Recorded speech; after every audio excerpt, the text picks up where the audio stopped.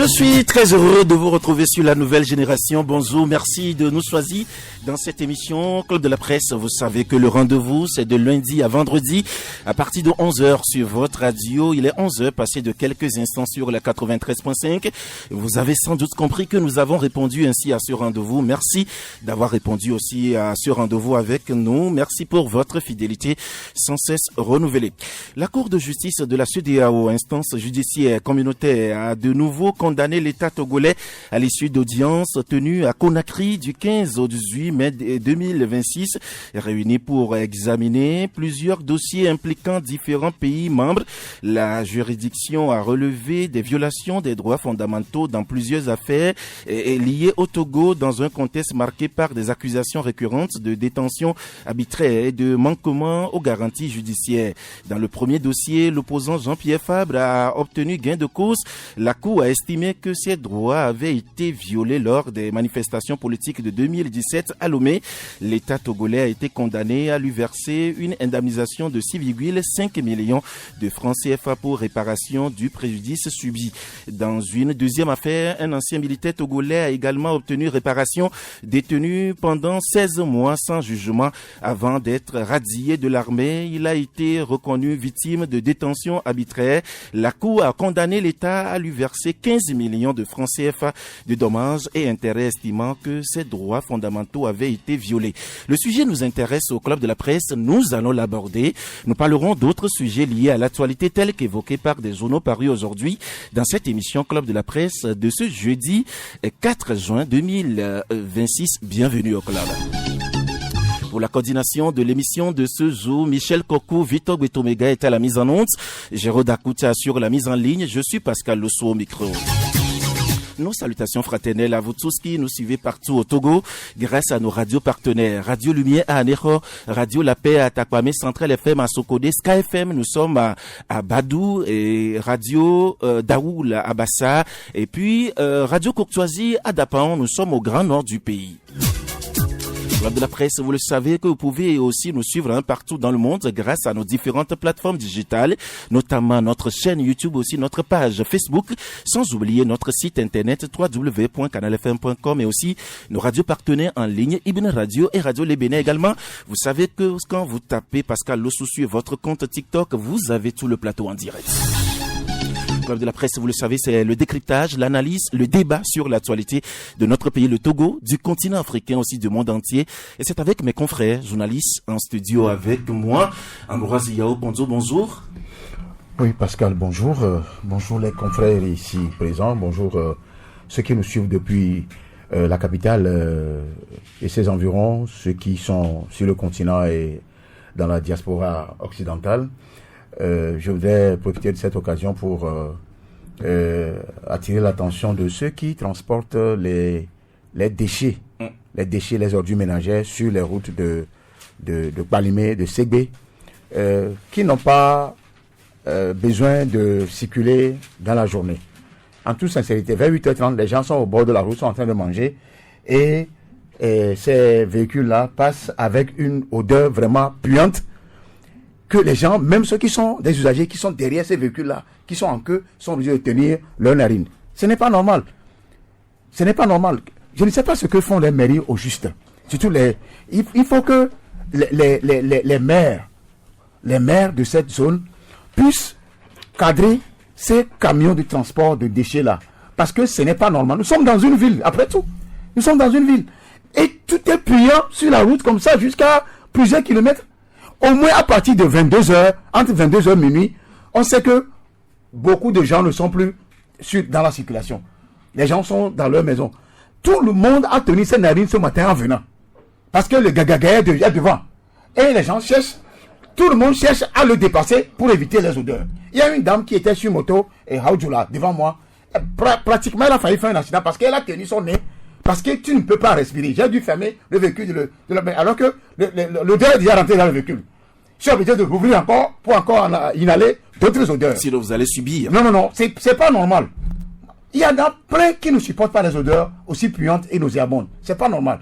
Ils n'ont qu'à choisir une heure entre 22h, 21h, 22h, 23h pour faire passer leurs déchets. Le second, c'est c'est la question du pétrole dont on a augmenté. Nos mamans, nos grands-mamans, moi ça fait longtemps, je n'ai plus vu le pétrole en pan. Clinzy, ça fait longtemps. Alors que des gens utilisent ça. Vous allez imaginer, on a augmenté juste... Ce soit à l'intérieur du pays, hein? Oui, on a augmenté 8 francs. Maintenant, ceux qui vendent, les détaillants qui vendent dans les quartiers là, au lieu de 50 francs qu'on vendait ça avant, maintenant ils ont augmenté 100 francs. Alors que c'est 8 francs qu'on a augmenté au niveau de l'État. Vous voyez ce que nos mamans paient? Vous voyez ça? Ceux qui sont dans les volcanaises et tout ça là, utilisent le pétrole en palme. Mais surtout nos mamans qui l'utilisent dans les fermes, dans les villages. Il faut que le gouvernement y pense. Si vous pensez à votre peuple, au devenir, à l'amélioration des conditions de vie de votre peuple, vous n'allez pas quand même augmenter le pétrole là. D'accord, merci Ambroise Yaokonto d'être avec nous. Je rappelle que vous êtes le directeur de publication du journal des Guadians. Merci d'avoir accepté notre invitation. Romaric, bonjour. Bonjour Pascal, bonjour chers confrères. J'espère que vous allez bien. Oui, ça va. Oui, souvent j'oublie votre nom et le nom même qui accompagne Romaric. Long. Oui. C'est long, donc il vaut mieux que tu t'arrêtes. Pas long que un nom quand même que je connais très bien. Oui, bon, tu peux m'appeler. On doit connaître le nom. Comme le nom c'est Nenenawo. Nenenawo. Adomboli. Voilà. Tu peux ajouter. Là, tu t'arrêtes là. C'est un composé? Pas composé, mais okay. Plusieurs prénoms. Non, avec plusieurs prénoms. Mais le nom c'est Nenenawo. Vous voyez déjà que vous avez Nenenawo. Oui. Alors que ça le reste quoi. Ou alors tu peux ajouter Anonou. Ça, je crois que c'est plus simple. Ah oui, c'est plus simple comme ça. Ou bien, oui, ou Néné, tout simplement. Bon. Je connais bien quelqu'un quand même qui à chaque fois quand même qui rencontre quelqu'un ou par après il a toujours un nom. Notre nom. Alors je salue Sas Gaou, innocent été, Vifan Boloadjalama Ito, Hassan Gaou, et il nous suit en direct, je le salue au passage. Je rappelle que Romaric, vous êtes alors du journal, hein, le changement. Magoula Keviteko, bonjour. Bonjour Pascal, bonjour aux confrères ici présents, et bonjour à nos fidèles auditeurs qui nous suivent actuellement. Je profite de l'occasion puisque nous sommes en début d'émission pour vous adresser particulièrement mes vives félicitations pour votre perspicacité, votre professionnalisme qui seront donc célébrés dans quelques jours à Cotonou au Bénin. Merci beaucoup ma gloire. Et franchement, j'étais ému, on dirait que c'est moi-même qui suis au devant parce que je me retrouve en toi, je me retrouve en ce journaliste togolais qui malgré les difficultés qui jalonnent notre quotidien, on essaie quand même de se battre, de ressortir le meilleur de nous-mêmes. Tout à fait. Et vous en êtes une incarnation, une preuve palpable que malgré tout, il y a des talents au Togo. Et donc, je ne peux donc que t'encourager à persévérer dans cette dynamique. Merci beaucoup. Et pour que ça fasse tache d'huile, et pour que vous constituiez une sorte de lumière pour la génération à venir. C'est vrai que vous êtes jeune, mais vous pouvez encore inspirer tant de talent derrière. Merci beaucoup, ça me va droit au cœur, ma gloire.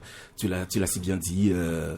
Nous sommes de la même génération et nous continuons quand même par nous battre et par faire ce que nous pouvons faire. Ce que nous aimons faire d'habitude, c'est bien le journalisme et nous avons commencé ensemble et vous avez ce parcours-là que nous avons aujourd'hui. Vous aussi, en tant que jeune directeur de publication, je sais aussi le parcours et merci une fois encore. Tout le plaisir est pour moi. Alors peut-être quelques secondes aussi pour me rappeler d'une consoeur qui n'est plus des nôtres aujourd'hui, qui a perdu la vie dans le crash de Lungui. Vous savez que hier mercredi, ça faisait 19 ans jour pour jour que survenait cet événement assez douloureux. Olive Vincent, qui était notre consoeur, qui était à Radio Sport FM à l'époque, avait perdu sa vie dans ce crash-là. Et aujourd'hui, elle laisse derrière elle une fille à l'époque qui serait devenue grande aujourd'hui. Toute ma pensée envers sa famille, envers toutes les familles endeuillées par ce crash. Au plan judiciaire, je ne sais pas où en est-on véritablement, mais je prierai que Dieu accorde le repos éternel aux âmes des élus disparus, et consoler surtout les cœurs meurtris depuis lors. Merci beaucoup, Magloire Kinvite-Ko. Je rappelle que vous êtes le directeur de publication du journal Flambeau des démocrates. Flambeau des démocrates qui est dans les kiosques, bien sûr, ce matin. Oui, Ambroise? Tu permets que je te félicite. Hein. Merci beaucoup. Je te félicite pour... c'est une prouesse qui en vaut la peine parce que ce que tu fais ici, c'est pas évident. Hein. Préparer une émission toute la semaine, du lundi au vendredi, ça me rappelle beaucoup de choses. Et donc, tu es couronné, sois couronné de plus. Amen. Et ton patron aussi, Loïc, aussi, qui a... On va en parler tout de suite. Qui a gravé les échelons. Voilà. On parlera justement alors de cette prouesse et de Loïc aussi dans cette émission. Surtout que, Mangola, vous avez consacré même d'ailleurs toute votre une à cela. Oui, Romaric?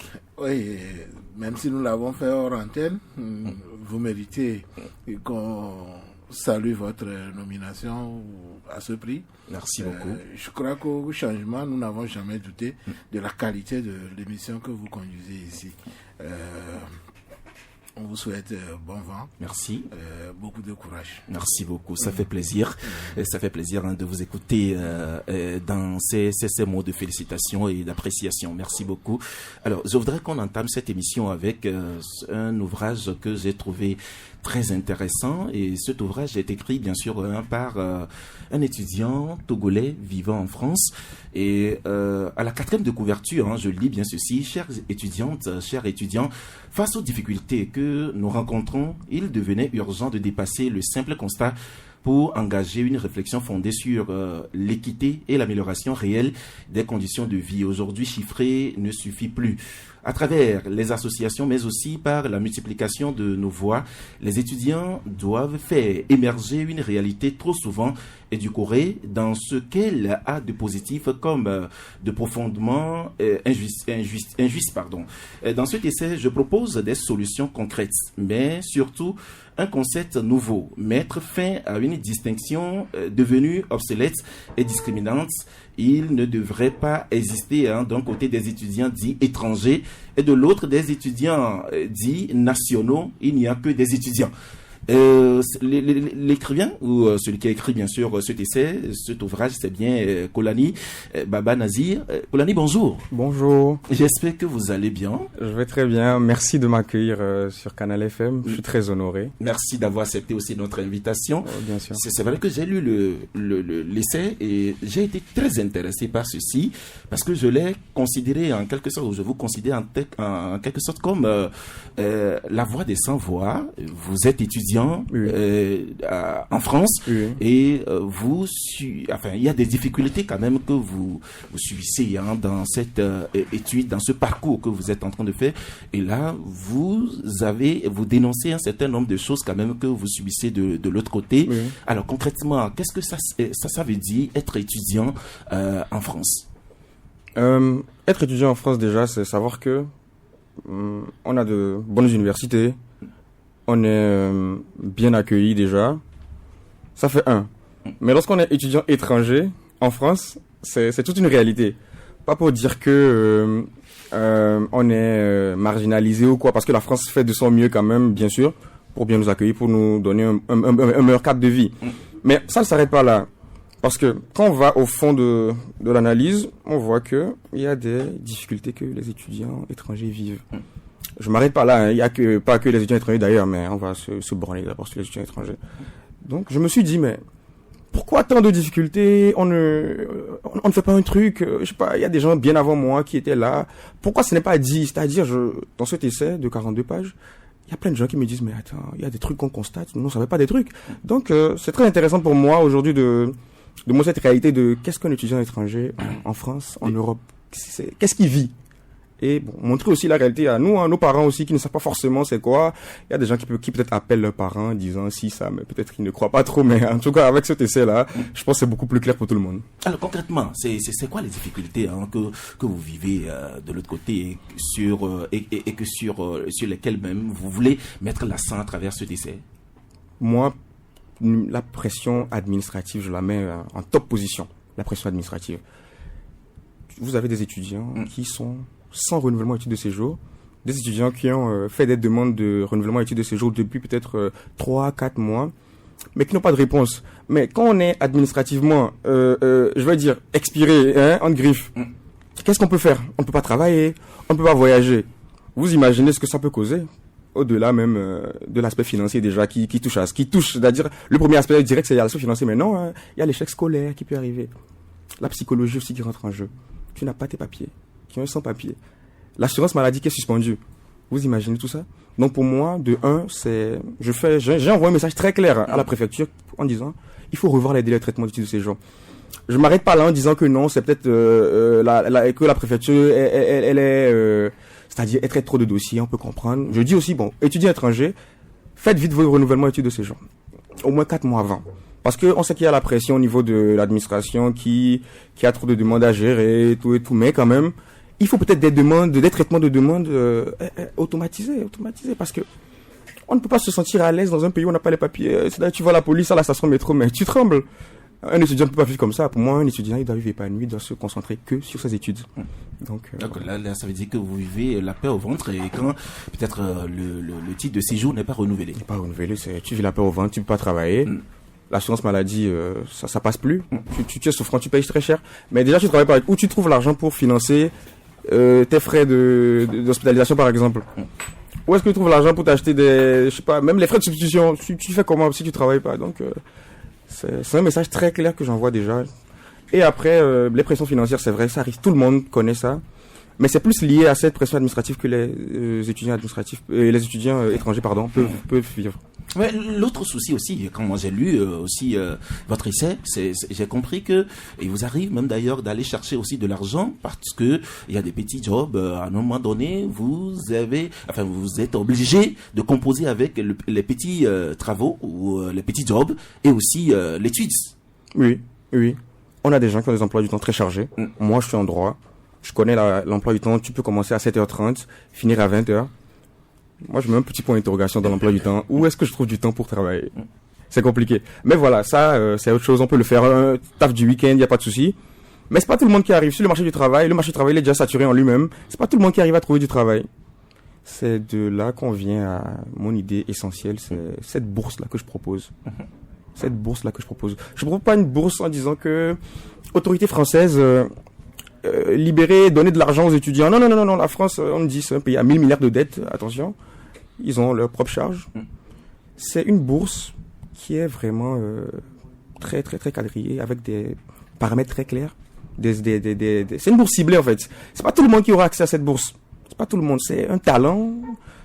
Il y a des critères. Il y a des critères que je développe bien sûr, il y a des critères.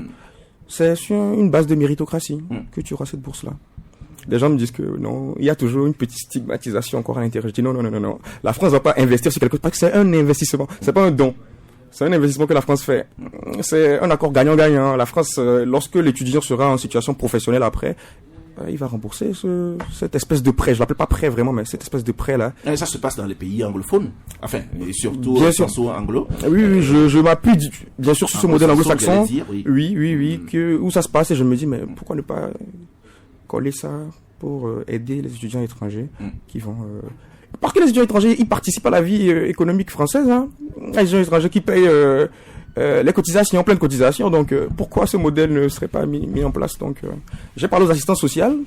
Ben oui, ce modèle, il peut naître. Et j'espère qu'il va naître. Oui. Pour permettre surtout à l'étudiant étranger, c'est vrai que le thème, vous n'acceptez pas trop. Vous parlez alors d'étudiants en général. Moi, je parle d'étudiants parce que on partage les mêmes amphis. On fait la queue pour manger au Crous. On fait tout ensemble. On a les mêmes dates d'examen. On suit les mêmes cours. Pourquoi étudiants étrangers d'un côté et étudiants nationaux d'un côté? Je comprends pas. C'est une forme de discrimination? Pour moi, c'est nous catégoriser. Pour moi, c'est nous catégoriser. Étudiants tout simplement. Quand on rentre à la fac, on est étudiant. Il n'y a pas étudiant étranger, étudiant national. Peut-être en dehors, si vous voulez, lorsque vous faites vos activités. Mais pour moi, quand on rentre à la fac, on est tous des étudiants. Il n'y a pas d'étudiants étrangers, étudiants nationaux. D'ailleurs, je suis très content du repas 1 euro au Crous qui a été généralisé. Peu après la sortie de mon livre. Ah oui. Il y a le repas 1 euro qui a été généralisé pour tous les étudiants étrangers et nationaux. Et j'ai dit, mais voilà, c'est ça. Avant, il y avait ce repas de 3 euros pour les étudiants étrangers et le repas de 1 euro ou même quasi gratuit pour les étudiants nationaux. Mais maintenant, il est à 1 euro pour tout le monde. Est-ce que ça veut dire qu'il y a de l'inégalité dans les conditions pour justement être étudiant, ou du moins c'est pour faire les études là-bas en France? Pour moi, c'est une sorte d'inégalité. Mais après, moi, je le redis très bien. Même dans l'ouvrage, je le dis, je crache pas sur la France en quelque sorte. La France, c'est un modèle, il y a un modèle c'est un état-providence. C'est-à-dire, c'est vraiment l'état-providence, la France. Moi, quand je viens à l'école où je suis exonéré, à l'université de Lille, où j'ai des exonérations, des frais de scolarité, je paye pas 2000 et quelques euros, je paye 178 euros à l'université de Lille.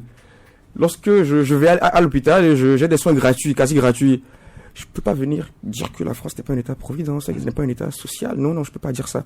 Mais quand on fait de bonnes choses, moi, c'est-à-dire, j'encourage la France à continuer dans cet élan-là. Je ne dis pas que non, en France, non, je dis pas ça. La France, c'est l'un des pays d'Europe avec un modèle social top. Franchement, je ne crache pas dessus. Mais je dis, c'est à revoir, à toujours améliorer. Le président Emmanuel Macron disait au Gabon en déplacement que la jeunesse africaine a du talent. Je crois en cette jeunesse-là. Donc, mettons le paquet. Oui, c'est vrai que là, dans votre essai, vous avez mis quand même chacun devant ses responsabilités, mais il y a aussi le pays d'origine et aussi l'étudiant. Oui. C'est de ça qu'il s'agit. Bien sûr. S'arrêter juste au pays, la France, en disant que, voilà, il y a un modèle qui est proposé, c'est un peu ingrat, en disant que quelle est la responsabilité de mon pays d'origine? Quand je prends mon pays, le Togo, pourquoi est-ce que dans l'essai, je ne demande pas au Togo de financer, pourquoi c'est pas le Togo qui va financer cette bourse-là? Pourquoi pas le Togo? Ok, on a la réponse. Retard de développement déjà au Togo. Le Togo n'a peut-être pas assez les moyens pour gérer sa diaspora et tout ça. Donc je dis, le Togo s'apprête alors à perdre un talent pendant quelques temps. La responsabilité de mon pays. Il faut que les autorités togolaises sachent que on perd un talent pendant quelques temps. Parce que j'ai dit quoi? L'étudiant étranger s'engage à entrer dans la vie professionnelle.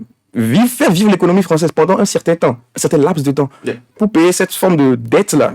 Donc, c'est pas le Togo qui va la payer. Donc, voilà, le Togo s'engage à perdre son talent pendant un certain nombre de temps. Mais oui, ce que vous évoquez est très important, parce que des talents, on en paye, parce que au-delà de tout, après tout, il y a des gens quand même qui s'évertuent et vont de l'autre côté alors pour faire des études. Et après tout, ne reviennent plus. Parce que quand on trouve alors certains métiers là-bas, ou on fait un travail là-bas, c'est fini.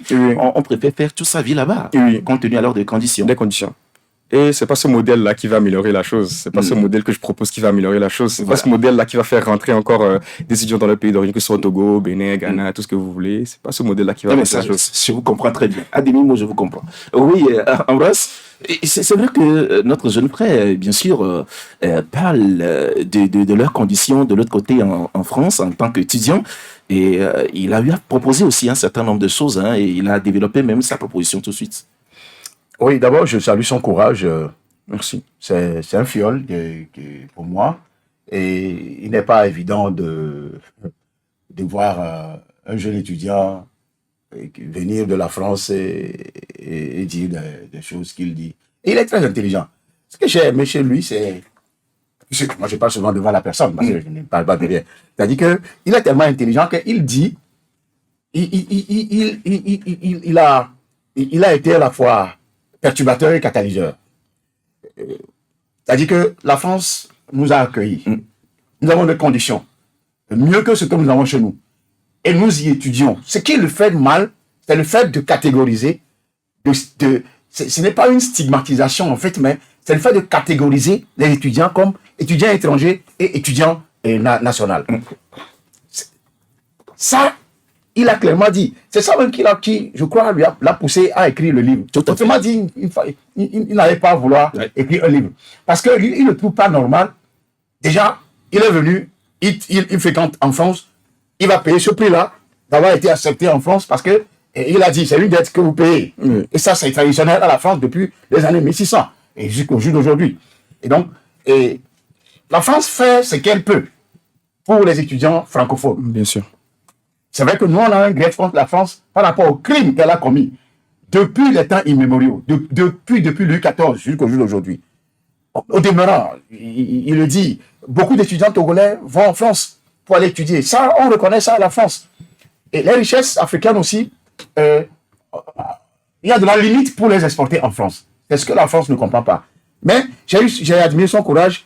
Je suis sûr que l'ambassadeur de France au Togo, où ses démembrements, tout ça là, sont en train de suivre ce qu'il est en train de dire. Parce que je me rappelle, on a eu à faire une émission ici, c'est l'ambassadeur du Brésil qui nous a appelés. Oui. Parce que par rapport à l'immigration, tout ça là.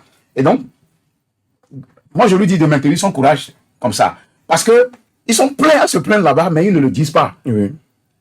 Et j'ai admis son intelligence parce que il dit, tout ce que la France fait, c'est bon. Mais il y a du mieux quand même à améliorer par rapport à la stigmatisation qu'ils sont en train de subir. Parce qu'après tout, nous avons le même sang. Nous sommes de même statut étudiant. Nous sommes dans les mêmes amphis.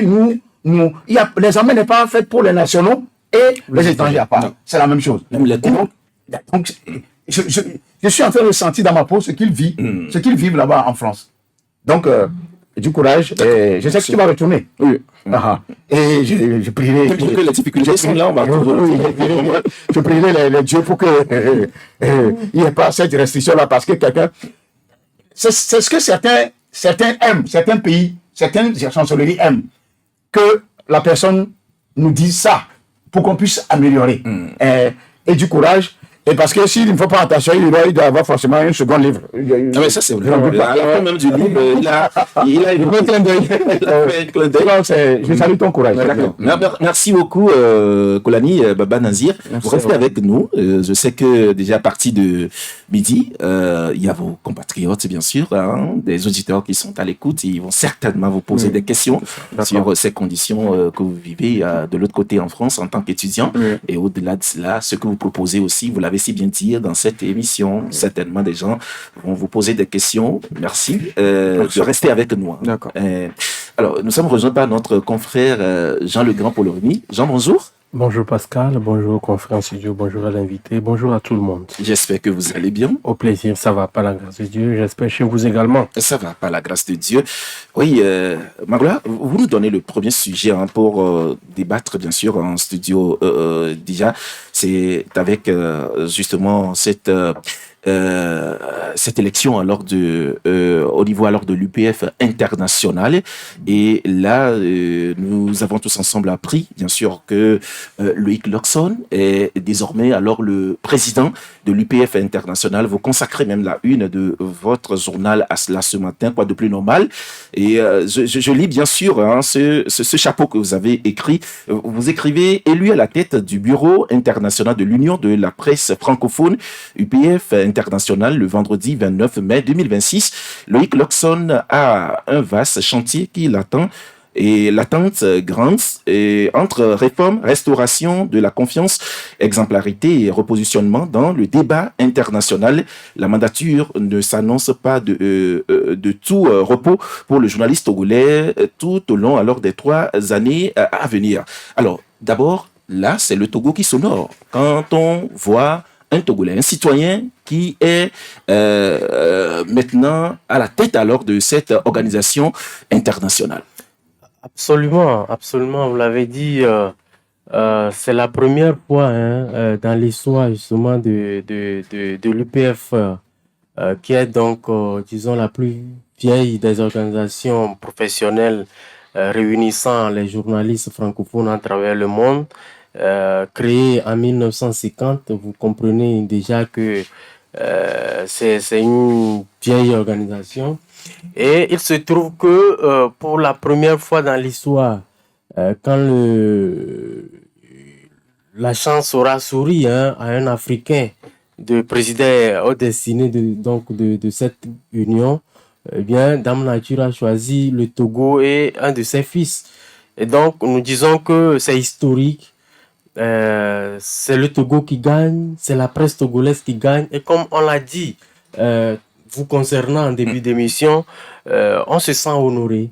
On se sent honoré parce que vous voyez les conditions dans lesquelles nous travaillons très souvent ici.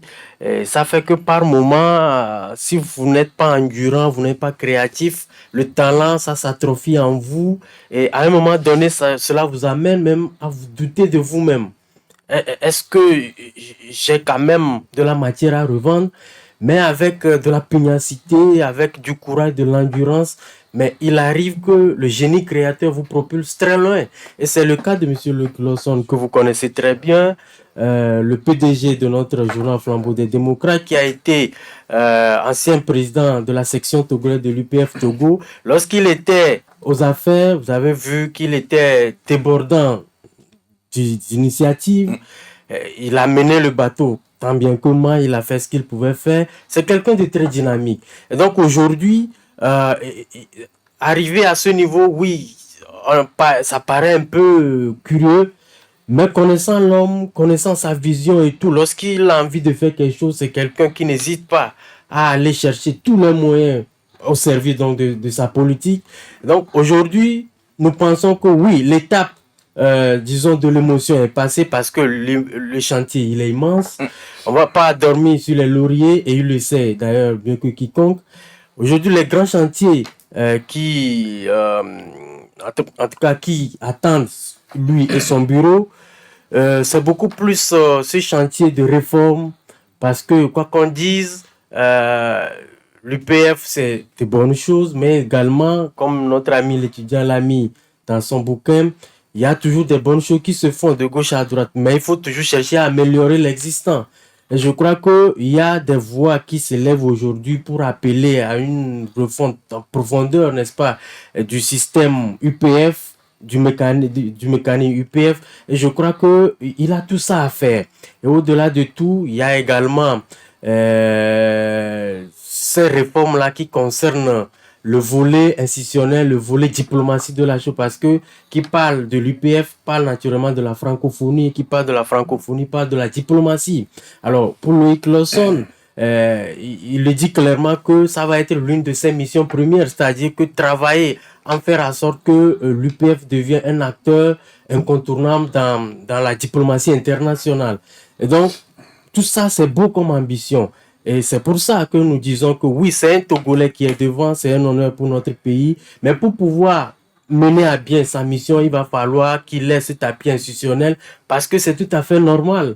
À lui et à lui tout seul, il ne pourra pas. Donc, c'est aussi une invite justement aux autorités togolaises de se dire que voilà un fils qui porte haut notre flambeau. Aujourd'hui, il est devenu un ambassadeur. Et donc, qu'est-ce qu'il faut faire peut-être pour l'appuyer pour qu'à la fin, qu'on dise que la mandature qui a été togolaise a été un succès, une réussite. Je crois que c'est entre autres les grands challenges qui attendent actuellement M. Loïc et son bureau. D'accord. De l'UPF. C'est clair maintenant, ces challenges, ces défis que M. Loïc, M. Lawson, Loïc doit relever.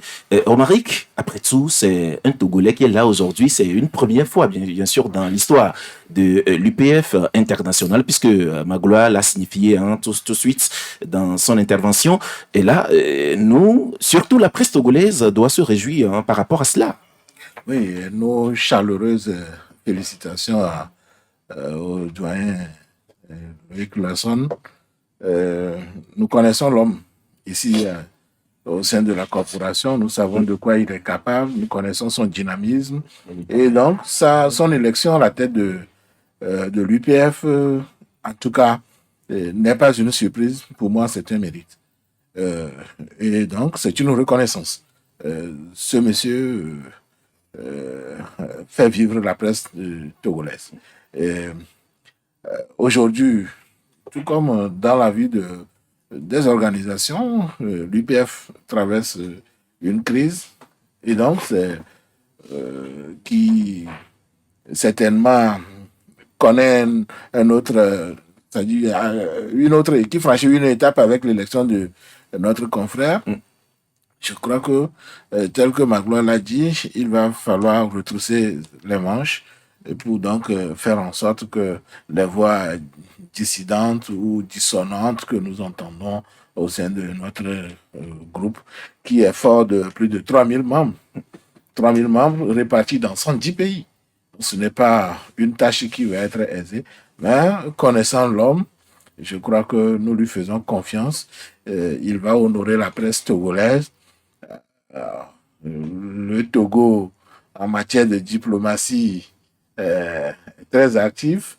Et donc, notre ami fera ce qu'il peut faire pour honorer davantage son parcours journalistique. D'accord. Oui, c'est vrai que le journal Flambeau des démocrates, il y a beaucoup de journaux qui sont revenus, bien sûr, sur le sujet. Le changement même, d'ailleurs, revient aussi sur le sujet, le changement qui est écrit. Loïc Lawson à la tête de l'UPF International. Un salut pour la presse indépendante. C'est une question que vous vous posez. Autre journal, bien sûr, qui s'intéresse au sujet, c'est bien Canal D. Le journal Canal D qui titre Média Loïc Lawson aux commandes de l'UPF International. Bien sûr, l'information a été donnée et je reviens alors à Flambeau des démocrates. Flambeau des démocrates, c'est qui écrit UPF International, retrousser les manches. Et c'est pour cela même d'ailleurs que Magloire nous a expliqué les défis, les challenges, bien sûr, alors du nouveau président de l'UPF International tout de suite. Et Jean, quelle est votre analyse alors de cette élection du Togolais, et surtout de notre confrère à la tête alors de cette institution internationale? Non, c'est d'abord une fierté parce que quand un Togolais brille à l'international, c'est le Togo qui est plus en vue. Et depuis que le confrère Loïc avait tenté de briguer la présidence du CONAP et qui n'avait pas pu l'obtenir en 2018, il s'est résolument tourné vers l'international. Cela se voit dans toutes ses actions. Il a d'abord brigué avec brio la tête de l'UPF section Togo. Il a fait ce qu'il pouvait.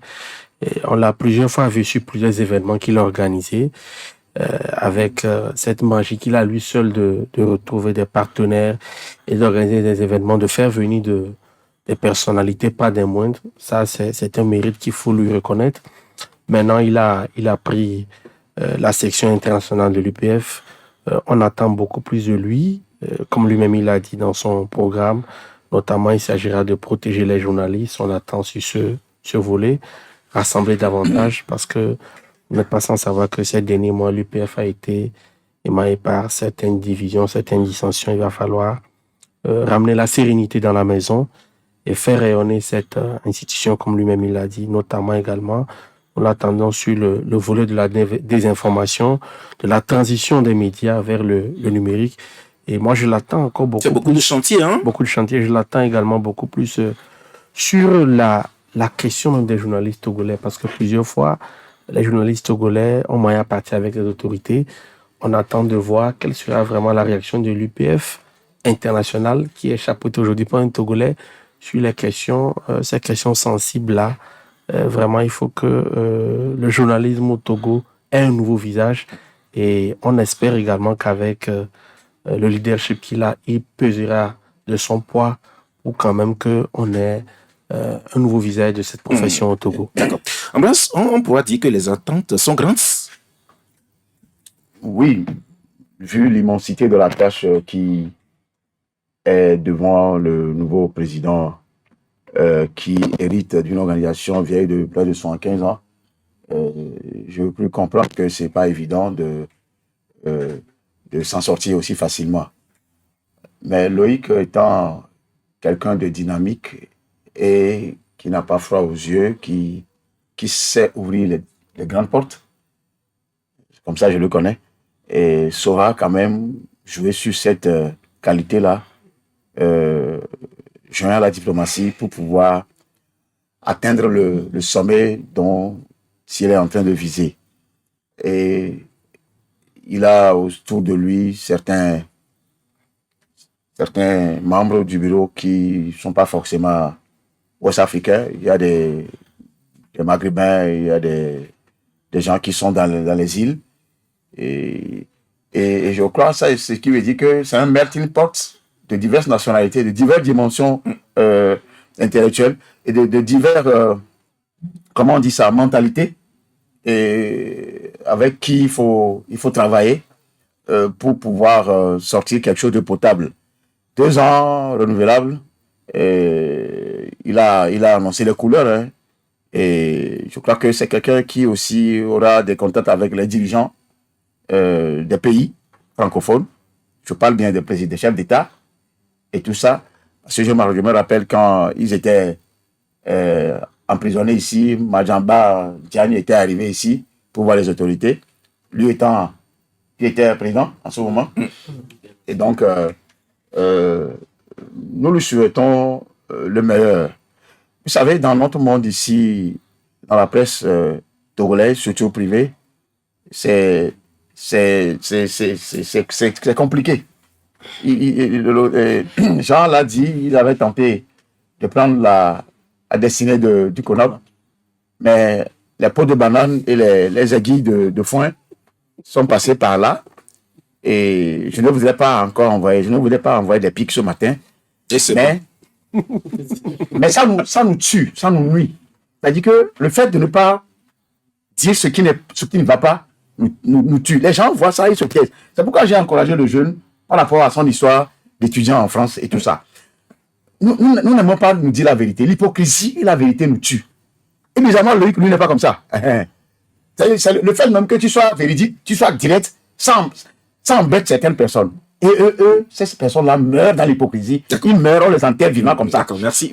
Pour finir, je crois que il a besoin du soutien quand même, d'abord des journalistes togolais, même de ceux-là qui vont à des choses à l'international sans rien dire à leurs confrères ici, qui gagnent des places, mais ils préfèrent envoyer ça aux Ivoiriens et aux Camerounais et laissent les Togolais. Lui qui n'est pas comme ça.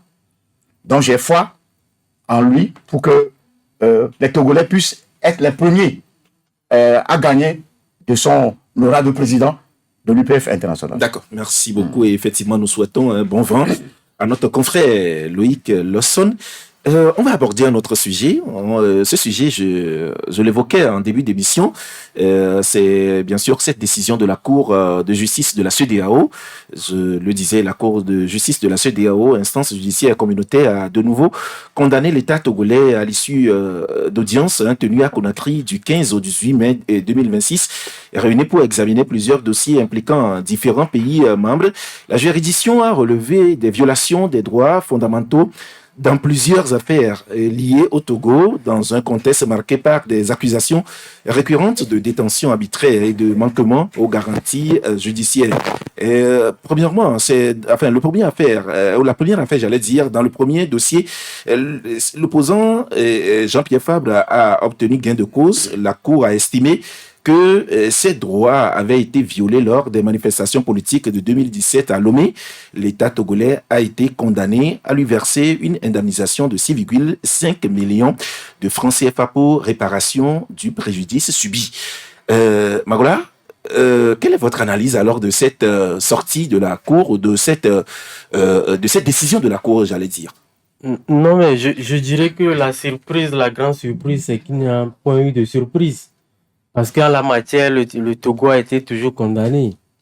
Si vous vous rappelez de mémoire de journalistes que nous sommes, lorsque le Togo est amené peut-être à comparer devant la Cour de justice de la CEDEAO, il a été toujours condamné, disons, sur ces dernières années. Maintenant, une fois, on peut considérer que c'est une erreur. 2 fois, peut-être une erreur. Mais 3 fois et plus, ça voudrait que c'est peut-être une ligne politique. C'est peut-être une ligne politique de Lomé, c'est-à-dire que nous sommes prêts à sauvegarder, consolider nos acquis, peu importe ce qu'on pourra nous reprocher en termes de violation des droits humains et tout. Mais quand ça est comme ça, je dis, ça ne fait pas du bien à l'image du pays. Parce que oui, gérer un pays, le pouvoir, tout ça, c'est une bonne chose. Peut-être il faut se doter de tous les moyens pour y arriver. Mais lorsque des actes sont commis, peut-être de façon avec une fréquence inquiétante, et que ces actes-là violent les droits humains, c'est là où ça doit interpeller les humains que nous sommes. Parce que aujourd'hui, c'est l'autre. Qu'est-ce qui prouve que demain, ce ne sera pas ton tour? Et c'est pour ça que j'ai été un peu suffisamment touché lorsque, en juin dernier, ça fait presque 1 an, ce qu'on pourrait appeler le feuilleton Amron, avec les violences qui en sont suivis, on a vu des vidéos qui projetaient des forces de l'ordre tabasser des bonnes femmes. Je ne sais pas, peut-être que ces femmes-là manifestaient sans l'aval des autorités ou lors d'un événement pas autorisé. Peut-être que c'est ça. Mais le traitement inhumain, que toute cette décharge que certains, je ne dirais pas les forces de sécurité, mais certains forces de sécurité et de défense ont exercé sur ces pauvres dames, et nous tous on a vu, ça a choqué les humains que nous sommes. Mais on a été surpris que derrière, lorsque la question avait été posée à M. Adjourouvi, qui est donc le ministre de la Justice, qui est censé défendre prioritairement les droits humains, il n'a trouvé mieux dire que de féliciter ces agents pour leur professionnalisme. Vous voyez, et c'est ça qui est un peu dérangeant. Et donc, ça voudra dire que, advienne que pourra, nous on agit. L'essentiel, c'est que quand peut-être un petit esprit veut nous déranger, on pourra rapidement le remettre à sa place. Maintenant, comme je le dis, c'est l'image du pays qui prend un coup. Qu'est-ce que ça fait qu'on soit togolais et quand l'international, on vous dit que mais la cour commune, la cour de justice de la CEDEAO, c'est notre cour commune, ça veut dire que c'est les États qui ont convenu justement mettre en place une cour comme ça pour essayer de défendre les droits humains et surtout peut-être punir, si je peux le dire ainsi, ces États qui ne sont pas de bons élèves en la matière. Mais comme je le dis pour le cas du Togo, ça c'est un épisode de plus, c'est un long feuilleton, peut-être d'autres viendront, mais ça sous-entend que pour nommer, c'est peut-être une ligne politique. On peut nous condamner, on va payer les amendes et tout, mais on fonce, et c'est un peu dommage. Romaric, est-ce que vous avez été surpris dans cette décision de la Cour à l'égard de l'État togolais? En fait, ce n'est pas la première fois. C'est une énième fois que le Togo est condamné. Alors, chaque fois que, surtout, dans la violation des droits de l'homme, c'est regrettable.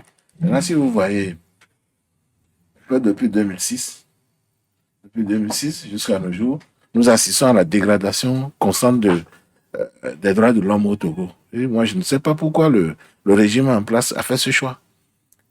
Les citoyens togolais restent des citoyens togolais. Vous gouvernez pour le peuple. Et donc, c'est écœurant que des gens puissent vouloir manifester et qu'on dispose, qu'on mette en place des forces qui doivent servir de sécurité ou de l'ordre, bastonner au vu aussi de tout le monde impunément. Se sentir au-dessus, on peut tout faire sans être puni. Et maintenant, quand les gens réagissent, la CEDEAO, par exemple, qui condamne le Togo, moi, je ne sais pas si le Togo va respecter cette décision. Je ne sais pas si elle a respecté une décision de la CEDEAO. Je ne crois pas. Mais c'est ça aussi un autre point de la question, du sujet. Oui, c'est-à-dire parce que le problème, c'est que de 6,5 millions à payer. Mais c'est un manque à gagner pour le contribuable togolais.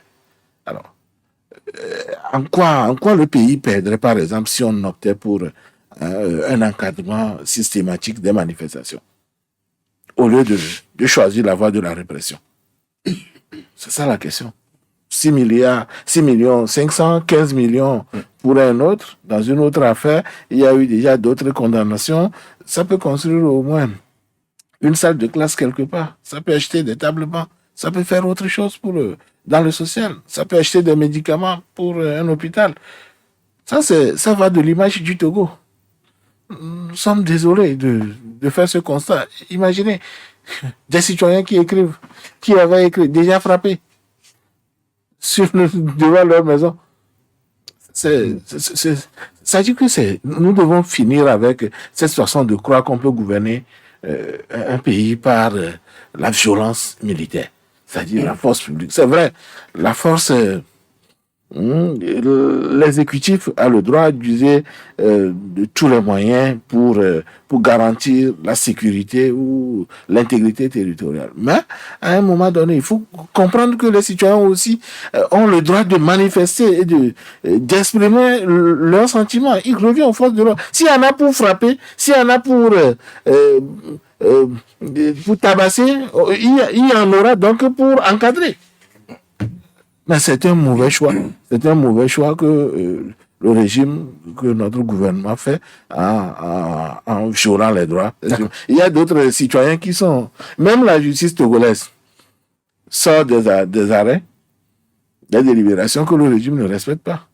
Il y a des gens qui sont en prison alors qu'ils sont censés être dehors. Où va le pays? D'accord. Oui, Jean, votre analyse? Vous savez... Les uns et les autres l'ont déjà dit, c'est une mauvaise publicité pour notre pays.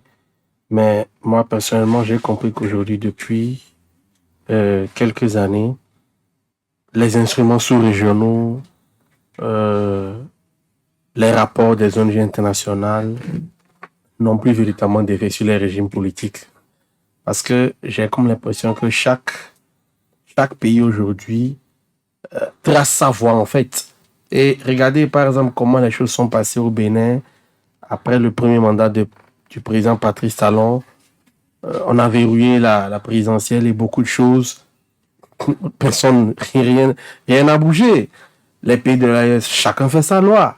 Au Togo, au Ghana, au Sénégal, Macky Sall avait foncé dans l'État. Mais à la limite, c'est le peuple sénégalais qui lui-même s'est mis en face de lui. Donc aujourd'hui, moi je dis que nos pays en fait suivent une voie propre à eux. C'est vrai que c'est malheureux qu'on en soit arrivé là, mais je crois qu'il va falloir vraiment essayer d'ajuster les choses parce que c'est pas bien que toujours notre pays soit sur la place publique. Ce n'est pas la première fois. Toujours condamné. Ça donne un mauvais signal auprès des investisseurs internationaux parce qu'on dit quoi?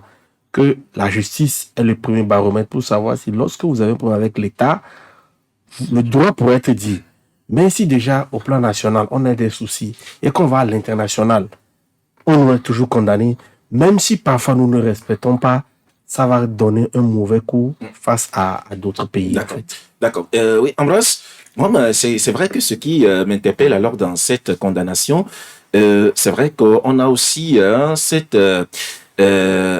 fait que des Togolais arrivent à saisir plus alors cette instance juridique ou juridictionnelle de la CEDEAO, tandis qu'il y a la justice qui est là à l'interne et on préfère plutôt alors saisir la cour internationale ou la cour alors de justice de la CEDEAO et finalement ils ont souvent gain de cause par rapport à des litiges entre eux et l'État. Est-ce que finalement pour cette question de confiance en la justice togolaise, est-ce que ça ne revient toujours pas?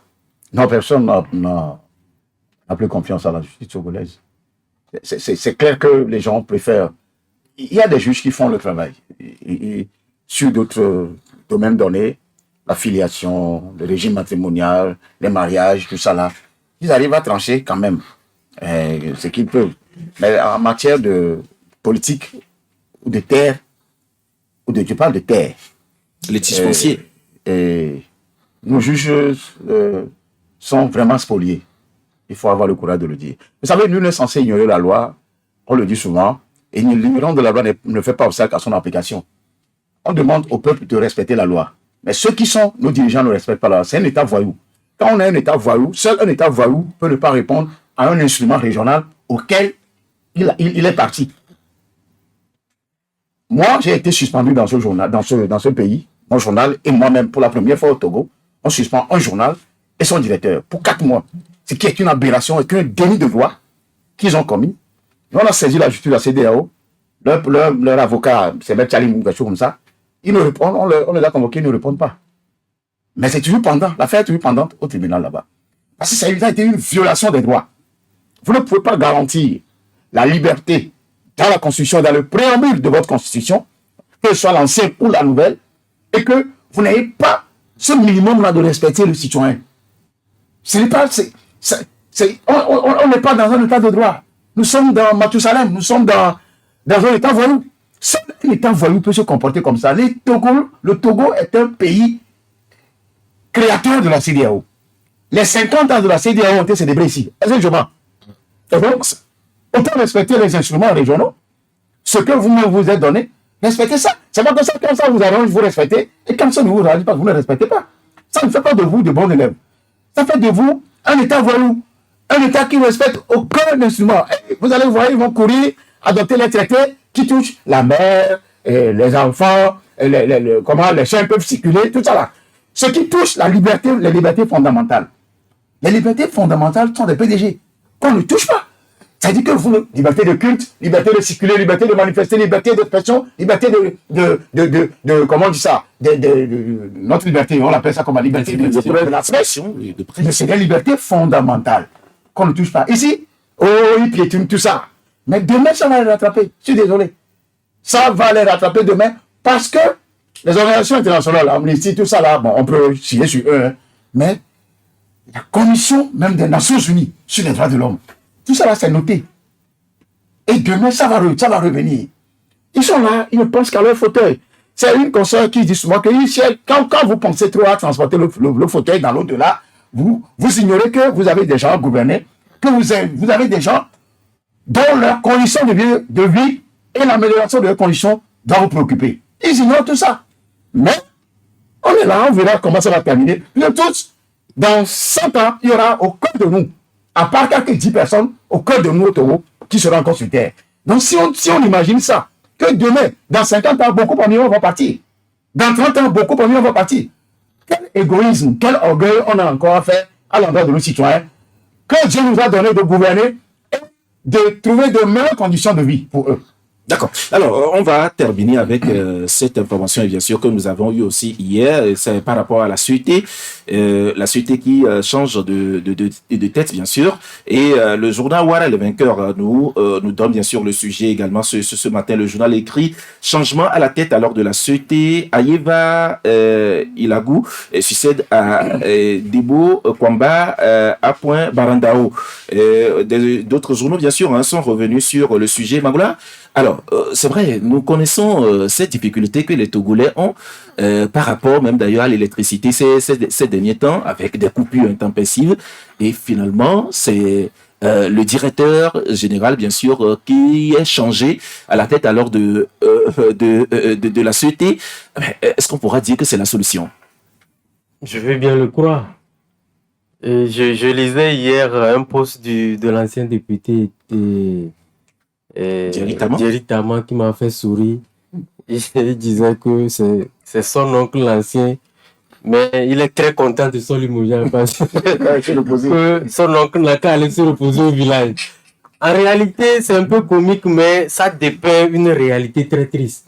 C'est-à-dire que changer quelqu'un pour le changer, c'est pas ça la solution. Tout le monde sait que le problème de la sûreté, c'est pas les DG. Sinon, combien de DG on a eu depuis Djeteli. Nyandi Djeteli. Bien avant lui-même, il y avait des gens. Bien avant lui, il y avait eu des gens. Mais c'est lui qui a le plus duré. Mais jusqu'au jour d'aujourd'hui, les problèmes sont là. On change Kodjo, on amène Anani. C'est bien. Moi, j'ai envie de souhaiter bienvenue au nouveau. Il paraît qu'il est venu de la France et il a eu une expertise en la matière, redresser les sociétés en difficulté, ingénieur en télécom, tout ça, c'est beau. C'est joli, c'est beau. Mais je présume que dans 2 jours, là, lui-même, il saura où il est arrivé. Parce que ce qu'on ne dit pas souvent, c'est que le problème de la société, je crois que c'est un problème de positionnement. C'est un problème de guéguerre entre les courants, les courants d'intérêt, tout ça. Et chacun voulait placer ses pions. C'est ça la vérité. Maintenant, tous les rapports qu'on a eu, vous savez, quand on dit problème énergétique, quand les DG passent même à la télévision, ils ont du mal à expliquer ce qui se passe. Parce que si ça ne tenait qu'à eux, en tant que DG, je crois que le problème serait réglé depuis. Mais, posons-nous les bonnes questions. Est-ce que nous avons déjà payé nos factures auprès des fournisseurs? C'est de ça qu'il est question. Maintenant, si on laisse l'ombre pour se jeter sur la proie, peut-être qu'on va changer des gens, Adjo va venir, s'il va venir Anani, si de suite. D'accord. Mais malheureusement, on aura toujours les mêmes problèmes. Sinon, je prie, ma prière, c'est que le nouveau puisse arriver à nous sortir la baguette magique pour qu'il n'y ait plus ce problème énergétique qu'on connaît. D'accord. C'est tout. D'accord. Et Romaric, est-ce que vous pensez que là où peut-être M. Barandao a échoué, M. Ayeva va réussir? Difficile de le dire. Difficile de le dire. Nous avons caricaturé son limogeage comme il a joué le rôle de fusible. C'est-à-dire que le problème, on saute quelqu'un parce qu'on veut cacher certainement un problème. Il n'y a pas longtemps, on nous a fait croire ici que qu'en augmentant les prix de tarifs de l'électricité, on aurait fini avec les coupures. Malheureusement, ça c'est plutôt accentué, ça c'est aggravé, ça c'est compliqué davantage. Donc, le problème est ailleurs. C'est une question certainement de gestion des ressources de la CET. Est-ce que les contribuables ou les clients payent-ils leurs factures à temps? Ou quand c'est payé, est-ce que les fonds sont gérés de façon sérieuse? De façon sérieuse ou de façon catholique? Maintenant, si nous allons, si on ramène quelqu'un, il aura beau être un redresseur d'entreprise en faillite, qu'il fasse le miracle avec la CET. S'il le fait, mais tous les Togolais acclameront. Nous allons clamer, nous serons. Qui ne sera pas content qu'il puisse passer 24 heures, 72 heures, une semaine sans vivre une coupure d'électricité? Je parie qu'il aurait été accueilli même avec une coupure de courant. C'est au niveau de la CET. Bon, je ne sais pas. mais si ce n'est pas la CET, c'est certainement à son domicile. Parce que ça ne manque pas dans la capitale. Oui, Jean, qu'est-ce que vous pensez alors de cette nouvelle nomination de M. Ayeba? Puisque hier, c'est vrai, entre-temps, il y a une dame qui disait qui s'est plaint sur les réseaux sociaux que pour une seule journée, on a coupé 7 fois. Finalement, est-ce qu'avec M. Ayeba, ça va changer? Je vais commencer là où Romaric a chuté en parlant de l'accueil par la coupure de courant. Moi, j'étais à la maison hier, juste après le bouclage, quand on a coupé le courant, j'ai dit, oh, on a un nouveau déjeuner. Bon, arrivé avec coupure de courant de l'essai directement. Au moins, ils sont le faire 24 heures.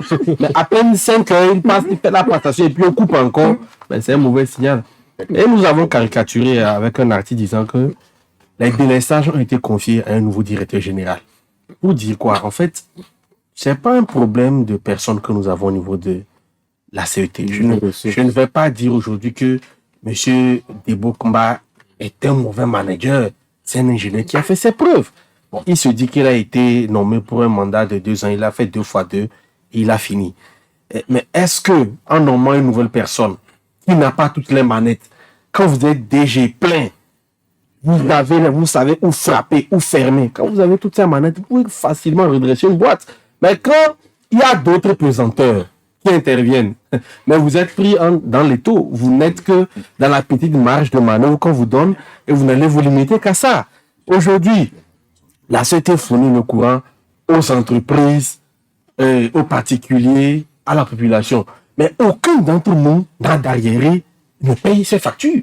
Si nous tous, autant que nous sommes, nous payons nos factures, quel est le problème pour qu'on nous dise qu'il n'y a pas d'énergie, il n'y a pas ceci, il n'y a pas cela? C'est que si on fouille, alors on va voir qu'il y a un autre problème. Mais que personne jamais n'aborde, qu'on le met sur la table, mais on est là, on gratte autour. On pense qu'en changeant les personnalités à la tête de la boîte, ça va améliorer le rendement. Mais je crois qu'on fait fausse route si on ne va pas au fond du sujet. D'accord. Ambas? Oui, les confrères ont dit beaucoup de choses. Sinon, les deux ont marché sur ma langue parce que hier, à peine je suis en train de lire la nomination du nouveau DG. Mais à peine 5 minutes, ils ont remis. C'est juste une salutation. Maintenant, vous savez, il y a trop d'à côté. La société est une société parapublique. Quand on dit parapublique, ça sous-entend qu'il y a une autonomie de gestion par rapport à la structure même, au conseil d'administration et tout ça. Et donc, leur salaire est différent de ce que ceux qui sont dans l'administration de fonction publique ont. C'est tout comme l'OTR et tout ça là. Et vous savez qu'il y a des gens toujours qui ne paient jamais l'électricité dans ce pays. Les anciens DG ont des privilèges, selon l'information que nous avons reçue, les anciens ministres de l'énergie, tout ça là. C'est pas forcément qu'ils ne paient pas, mais il y a des risques, il y a des choses qui leur reviennent. Au point que même s'ils ne payaient pas, ou s'ils payaient, c'est déjà compensé, quoi. Tu comprends? Et donc, ça, on ne vous le dira pas. C'est propre à chaque structure. Moi, je ne veux pas condamner ça, parce que quand vous allez lire, vous lisez qu'au niveau de l'Ecobank, qui est une structure privée, une banque, il y a des risques qu'on distribue aux actionnaires. Ça, c'est propre partout dans le monde. C'est pas que c'est la même chose qu'on veut toujours appliquer dans nos sociétés d'État, tant qu'on a tellement de difficultés déjà financières à arriver, et on met tout sur le dos du consommateur qui paie déjà le litre d'essence, qui a des faux frais, 10 faux frais sur un seul litre d'essence. Et donc, il y a nous là-bas, il y a OTL ici, il y a les mairies, le Togolais est esclavagisé au point qu'il nous reste maintenant de rentrer dans le trou et on ferme le trou. Donc aujourd'hui, moi ça ne m'étonne pas. Baranda, on n'a rien à foutre. Parce qu'il a dit qu'il y a un groupe électrogène au niveau de leur centrale là-bas, à la direction générale, qui est en panne, qu'on n'a pas trouvé 12 millions pour réparer. Je ne sais pas si aujourd'hui ils ont réparé. Quant au global, c'est des centaines de milliards, des dizaines de milliards qu'on a perdu là-bas. Qu'est-ce que ça en trouve? Quelqu'un dit, et c'est ça travaille. Et donc, ce n'est pas une affaire de directeur général. C'est une affaire d'intérêt croisé, comme Jean l'a dit, qui nous fout la merde, qui nous crée de la poisse, et on n'arrive pas à respirer. Un peu lui, quand on coupe, mon frère, mon adrénaline monte jusqu'à... Si le taux est à 15, je suis à 30. Merci beaucoup, chers confrères. On va maintenant donner la parole à nos auditeurs. 90, 86, 35, 35, 91, 36, 63, 75. Mais bien avant, nous faisons un clin d'œil à nos annonceurs. Une entreprise qui souhaite se développer a besoin d'accéder à des informations, d'analyser un marché, identifier ses prospects, ses partenaires, ses concurrents et bien entendu, les contacter sans difficulté. Go Africa Online recense, classe, enrichit et surtout tient à jour des millions d'informations sur le monde des affaires en Afrique au profit des utilisateurs, tant dans leurs besoins personnels que professionnels. Notre plateforme est la première source d'informations sur le monde des affaires en Afrique. Vous voulez accélérer vos opportunités d'affaires sur le continent? Une seule référence, www.goafricaonline.com. Station de bonne fin d'exécution par anti-bancaire. On peut même dire faire le bout. Moi, je te donne un peu de temps. Comme on a réel naïo. Mais même si on a dit que c'est tandis sur le bail, on a malgré. On dit que c'est un assis à veiller. Qu'est-ce que tu veux faire dans mais t'as mon son de bébé. On a besoin de quelque chose. Oui, on doit tout le monde. Non, non. Attends là. Avec Thomas Ndona. Kat, moi je dis moi tu. Allô? Allô? Arcop to me yon me. Since it is even me tono that with the rang mau. Sinmo dari yo me. Katam essen. Situite la kase essen.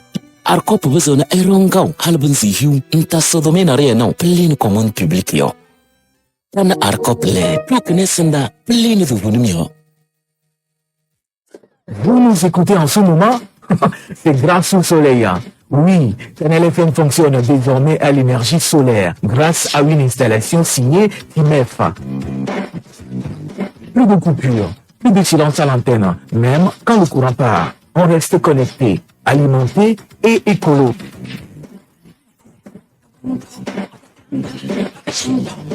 Merci à TIMEF pour avoir rendu notre voix aussi fiable que le soleil.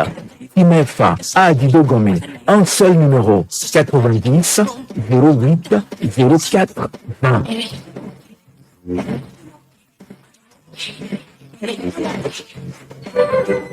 Haut de gamme de Canal Boutique, votre magasin de prêt-à-porter où vous trouverez tout article vestimentaire homme. Pour le renouvellement de votre garde-robe, votre mariage ou autre cérémonie, vous trouverez ce qu'il vous faut à haut de gamme de Canal Boutique. Costumes 2 ou 3 pièces, saharienne, blazer, pantalon chemise, ceinture, chemise et chaussures, le tout de qualité supérieure. À haut de gamme de Canal Boutique, passez les commandes des articles pas disponibles en magasin. Vous aimez du beau, alors faites-y un tour. À Canal Boutique, vous y trouverez de la qualité. Canal Boutique, boulevard du 13 janvier, en face du feu tricolore et du terrain nu de la Lolato. Contact 90 77 97 07. 93.5 Canal FM.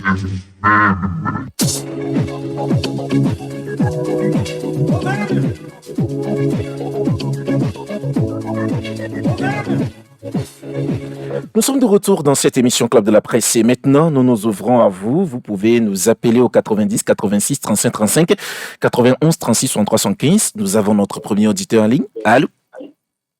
Bonjour. Bonjour Basile, comment vous allez? D'accord, allez-y.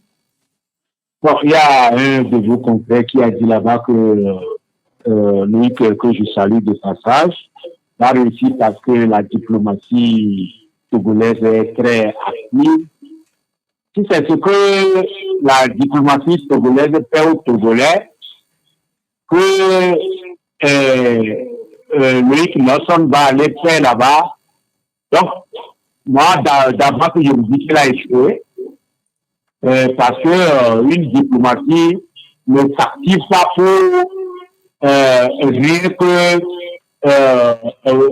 faire voir à l'extérieur la bonne face du pays et que les populations profitent dans la misère indescriptible. Voilà, si c'est ce que Louis Nelson va aller faire là-bas, j'ai beaucoup de choses à dire, mais c'est très important. Quand j'ai capté ce passage que j'ai entendu, je veux dire ça seul, je ne veux pas avancer. Merci à vous. Merci Basile pour votre intervention 90 86 35 35 91 36 63 75. Allô? Allô? Bonjour. Allô? Oui, bonjour, je vous écoute. Votre nom c'est? Allô? Allô?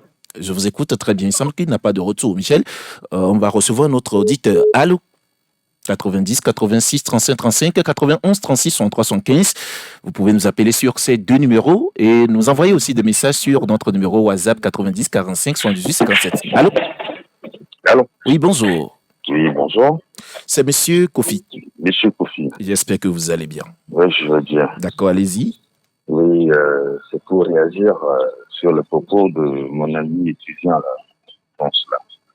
Je me demande pourquoi il veut comparer le jour et la nuit.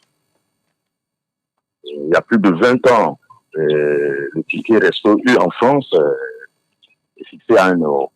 Que vous soyez étudiant ou étudiant étranger ou pas.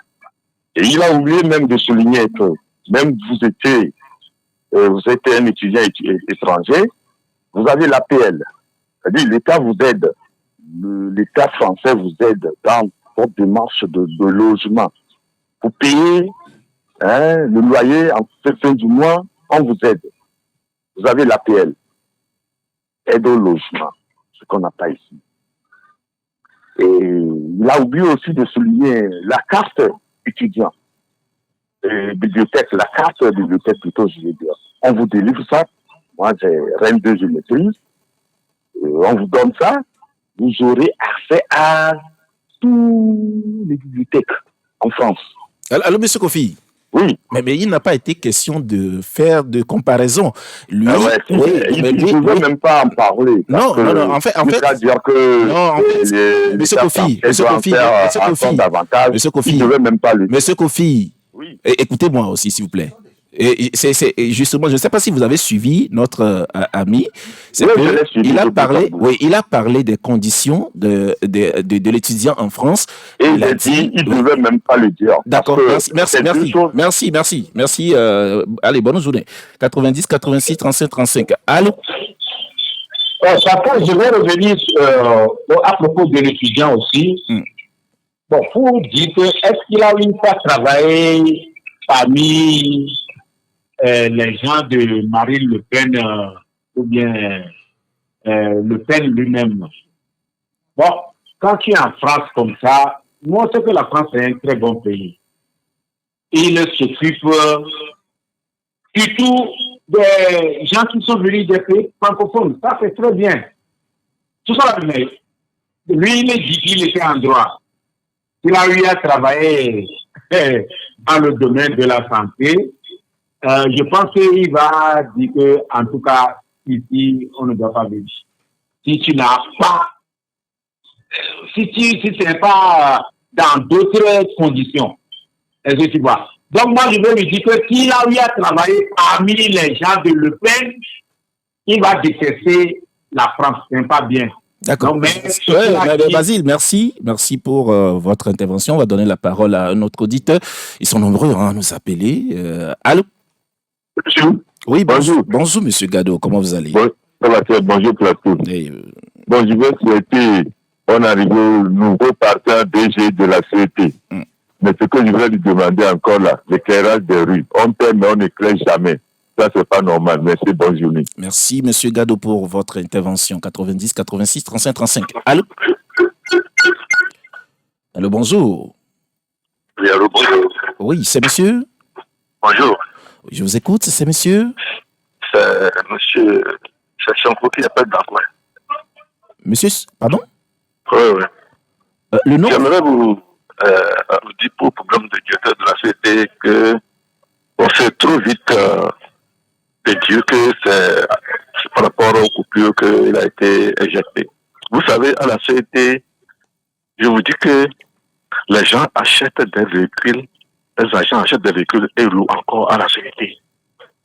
On ne dirait pas que la CT n'a pas d'argent pour aller en France acheter des canettes là, venir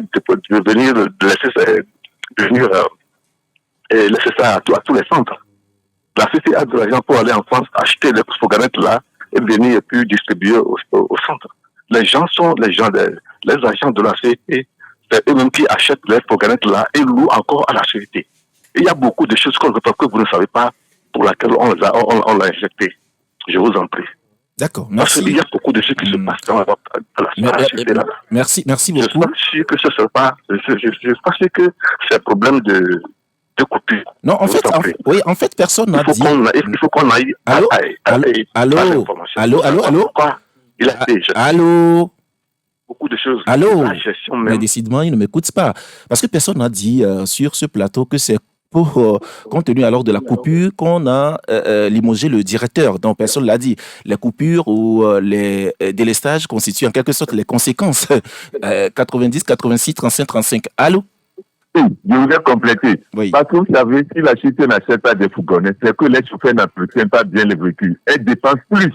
Donc, quand on loue maintenant, c'est le propriétaire qui entretient le véhicule. Et là, ça passe. C'est pourquoi la cité a refusé d'acheter. Merci, bonne journée. Merci, M. Gado. 90, 86, 35, 35, 91, 36, 63, 75. C'est sur ces deux numéros que vous pouvez nous appeler. Allô? Alors, bonjour. Oui, bonjour. Comment vous allez? Je vais très bien. Votre nom, c'est? Gilbert de Kégué. Gilbert, vous nous appelez de Kégué, c'est ça? Oui. D'accord, allez-y, Gilbert. Je voulais m'adresser par rapport à pour la condamnation de la BCEAO. CEDEAO ou BCEAO. C'est le CEDEAO plutôt, la Cour de justice de la CEDEAO. Ah, ok. Bon, moi, je voulais seulement dire, bon, si Mahomet n'arrive pas à aller à la montagne, bon, que la montagne vienne à Mahomet. Parce que, bon, ça fait plusieurs fois, on attend ça, que le Togo a été condamné, mais rien ne change là. Bon, il faut que la montagne vienne à Mahomet. C'est tout ce que moi j'ai à dire. D'accord, merci Gilbert. Michel, on a encore quelques minutes pour recevoir le dernier auditeur pour le compte à l'heure de cette émission. 90 86 35 35 91 36 63 75. C'est bien sûr sur ces deux numéros que vous pouvez nous appeler. Nous avons le dernier auditeur. Allô? Allô, mon directeur, bonjour. Papa Sibiti, bonjour. J'espère que Dieu vous bénisse. Amen. Hier, j'étais le dernier, aujourd'hui, c'est papa le dernier. Que Dieu vous bénisse. Tout ce que nous voulons, que ça marche. Celui qu'on vient de nommer pour la société, qu'il prenne ses responsabilités. C'est vraiment quelqu'un de taille. Bon, qu'est-ce que vous voulez? Faut pas, c'est un intègre. Faut pas que les gens arrivent à le corrompre pour qu'il ne travaille pas bien. Qu'il fasse tout pour qu'on l'applaudisse. Merci beaucoup. Merci beaucoup, Papa Sibiti, pour votre intervention. Papa Sibiti, c'est le dernier auditeur pour le compte de cette émission. Bonjour, Canal FM. Bonne émission à vous. De la part du professeur Ayayi Mawena, je veux remercier votre collègue qui a souligné le problème des camions qui transportent les déchets. C'est un fait qui pollue vraiment ces temps-ci la zone d'Adido Gomé en pleine journée. Que les agents de la mairie réglementent bien ces allées et retour de ces véhicules pour qu'on puisse mieux respirer. Merci, c'est M. Mawena, bien sûr, qui nous envoie, le professeur Ayayi Mawena. On revient en plateau pour faire un dernier tour de table avant de mettre fin à l'émission. Jean Legrand, vous avez écouté les uns les autres. Réaction? Oh, je n'ai pas de réaction, si ce n'est parler d'autres choses qui n'a pas été abordée. C'est juste rappeler que ce samedi sera mis en terre un des doyens de la corporation, notamment, je parle d'un ancien rédacteur en chef et journaliste à Radio Cara et directeur de Radio Cause FM lors de son décès, avant qu'il ne décède plutôt. Il s'agit de Tchala Tchamja Boniface, dont la veille aura lieu demain à Cara et qui sera enterré le samedi. paix à son âme et que ses œuvres l'accompagnent. Condoléances à sa famille biologique et à tout le personnel de Radio Cara et Radio Cause FM. Merci beaucoup. Oui, Romaric? Oui, moi je voudrais réagir par rapport à l'intervenant qui déjà s'est mis à accuser notre étudiant. Je voudrais lui rappeler tout simplement que la France était pays de liberté. Alors, notre jeune frère a fait un essai. Il fallait qu'il le lise à fond avant de commencer par l'incriminer, l'accuser de ce qu'il n'a même pas dit. Alors, parce qu'ici, on n'a même pas fait de comparaison. On n'a pas fait de comparaison, non. Inutile de se mettre sur la défensive et de faire croire que notre jeune frère a mal fait. Mais le gars a peint un certain nombre de problèmes, de difficultés et a proposé des solutions. Je crois que c'est une démarche pédagogique. Et il a reconnu aussi les opportunités. Oui, que la France offre aux étudiants. Donc, je crois que il vaut mieux chercher. Je ne sais pas quel est le titre de l'ouvrage. Oui, le titre de l'ouvrage, c'est le deal. C'est le deal. Donc, qu'il cherche à s'en procurer pour le lire à fond avant de faire des réactions. Maintenant, au nouveau DG de la CET, nous lui souhaitons tous une bonne chance. D'accord. N'oublions pas notre confrère Eugène Adjigan, qui a aussi tiré sa référence. Bon, condoléances à sa famille et à la corporation. Merci, oui. Ambroise? Vous savez qu'il y a des Togolais qui veulent devenir plus français que le français lui-même. C'est-à-dire que quand vous êtes plus acculturé et assimilé, vous ne pouvez que tenir ce genre de discours. Vous, en votre temps, vous n'avez pas pu le faire. Vous avez laissé tout, vous piétiner, et vos jeunes frères, vos enfants, qui constatent, qui n'ont pas les mêmes générations, qui n'ont pas les mêmes âges que vous, qui découvrent autre chose avec les numériques et tout ça, sont en train de révéler des choses, tout en saluant quand même l'effort que la France fait par rapport aux étudiants et Togolais et étrangers qui sont là. Vous êtes là, vous appelez à raconter votre vie. Qui s'il l'écoute aujourd'hui, qui quitte son manteau d'assimilé, d'acculturé. Je n'ai rien contre lui, mais il a mal fait en tant que parent. Au lieu d'encourager son enfant, a dit au moins ce qui ne va pas. L'enfant et le jeune n'a rien dit de grave. Il est tellement acculturé qu'il se retrouve plus réaliste que le roi. Par rapport à la CET, pour finir. Vous savez, il y a beaucoup de choses qui se passent à la CET. Je l'ai dit au départ, qu'il y a des anciens ministres plus de 45 ans qui sont au Togo, qui sont toujours à la CET. Ils sont plus que DG de la CET. C'est eux qui touchent les pions des déchets pour envoyer celui-ci doit être ici, celui-ci doit être ici. Ce qui fait que même les DG n'ont pas un libre mouvement pour bien travailler, pour travailler. Nos problèmes ne se posent pas à ce niveau. Donc, surtout, si vous avez ce niveau de compétence et de responsabilité-là, vous avez ce pouvoir-là, influencer la CET pour que le courant n'en manque pas. Vous ne pouvez pas quand même penser à votre ventre et oublier que les Togolais sont à attendre l'électricité à la maison. Ce sont ces gens-là qui nous tuent. Ils envoient leurs neveux, ils envoient leurs nièces, ils envoient tout ça. Ils nous tuent pour rien, ils sont là depuis 50 ans. D'accord, merci Ambroise. Oui, Magla? Non, je crois que le sujet sur l'intervenance, ça m'importe également. En fait, moi, ça ressemble un peu au grand problème que nous avons en Afrique. C'est-à-dire que c'est le vrai problème des Africains, c'est la classe élitiste d'abord. Voilà un jeune frère qui a fait une expérience à l'international, en France. Il est revenu. Il ne s'est pas contenté de raconter à ses cousins, à ses frères à la maison ce qu'il vit. Mais il s'est dit, mais le mieux, c'est de mettre ça dans un bouquin pour que ça fasse cas d'école. Je crois que c'est la meilleure des manières même de créer une société. Maintenant, ce qui m'étonne, c'est que certainement que l'auditeur n'a pas encore lu le bouquin, mais il porte des jugements. Peut-être pour prouver qu'il a été à l'école en France également et tout. Mais la réalité, c'est que ça ne nous arrange pas. Quand on est intellectuel, il faut savoir écouter aussi l'autre. Ça, c'est très important. D'accord, merci beaucoup. Maintenant, c'est de souhaiter bon mandat au président de l'UPF international. D'accord, merci beaucoup. Quoi de plus normal. Oui, Kolani, on est à la fin de cette émission. Votre mot de la fin? Je tiens d'abord à remercier Canal FM pour m'avoir invité. Et pour la question, Le repas Crous a vraiment été généralisé il y a un mois pour tous les étudiants. Je sais pas de quel repas ils parlent depuis 20 ans, mais c'est pas le repas Crous. Le Crous, c'est ce restaurant-là que nous avons dans les universités et on payait, les étudiants étrangers payent 3 € normalement, sauf subvention, c'est-à-dire tu fais une demande au niveau de l'assistance sociale qui voit ta situation et tout ça. Et par rapport à la CAF aussi, l'APL, malheureusement pour lui, l'APL a aussi été suspendu aux étudiants étrangers, ce qui est très grave. Donc, dire ici que l'APL continue d'exister, c'est faux. L'APL a été suspendu aux étudiants étrangers. Et aussi, pour finir, le mot de fin, je ne demande pas une aide à la France par rapport au deal. C'est partenariat gagnant-gagnant. Aujourd'hui, on entend que les partenariats sont remodifiés, tout ça. Mais c'est ça aussi, c'est dans cette logique-là. On ne demande pas de l'aide, c'est un investissement que la France fait sur un potentiel africain. Mais le titre du livre, c'est les deux mecs qui se serrent, c'est un accord. Tout à fait.